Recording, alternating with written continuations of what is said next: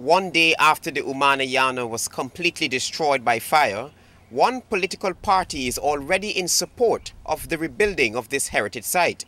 Opposition leader David Granger in a press release to the media said, "The People's National Congress Reform is saddened at the destruction of the Umanayana by fire. The PNCR has a proud association with this historic landmark, which was commissioned by the late President Forbes Burnham in 1972. Minister of Culture, Youth and Sport Dr. Frank Anthony and the Minister of Amerindian Affairs Paul Nsukai both said yesterday that they will have to include the Umanayana in the 2015 budget. However, Campton Sparman, operations manager in charge of the Guyana Fire Service, said that they suspect the fire to be electrical in origin. Meanwhile, opposition leader David Granger said, "The PNCR calls on the Ministry of Home Affairs to immediately launch an investigation into the destruction of this iconic Guyanese landmark. Everything must be done to ensure that this historic and iconic landmark is rebuilt as soon as possible." History tells that the Umanayana was built in 1972 by the Waiwais.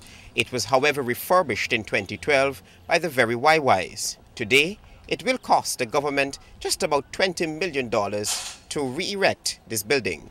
Back at the site here today, workers from the Ministry of Culture, Youth and Sport have already started removing the debris from this heritage site. Andrew Wicks will tell you now from the man in the street what they are saying about the rebuilding process of this heritage site. Travis Chase, HGP Nightly News, Kingston. Thank you, Travis. The damage done to the Umanayana yesterday has broken the hearts of many in Guyana. I spoke to a few persons in the streets today and they give us their thoughts on what transpired. Weak in this country where something not abundant. This is a fire country. And sooner or later something more important than the Umanayana go abundant too. For some unknown reason we are highly fire prone. I think to happen. You got to be placed it as early as possible, that is all. It's so sad to see that in such a time in the Amerindian month, the month when the Amerindians is celebrating that you had to lose a place like that is one of the heritage, you know what I mean? Something that they could have grasped upon and knowing as a part of them, that they had to lose it in this time of the year too, in this time of the month.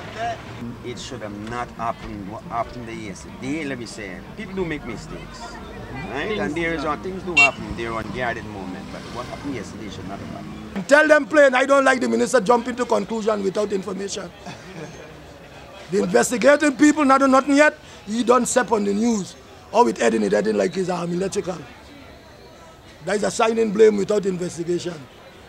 The minister is supposed to be intelligent and that they say he's a doctor.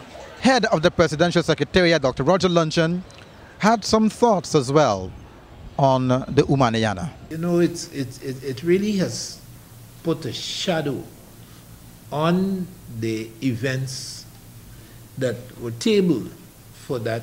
Like yesterday, we were supposed to be honoring Stephen Campbell at the location. So, you know, it certainly detracted from the state's activity to deal with some aspects of Amerindian heritage. Reporting for HGP Nightly News, Andrew Weeks.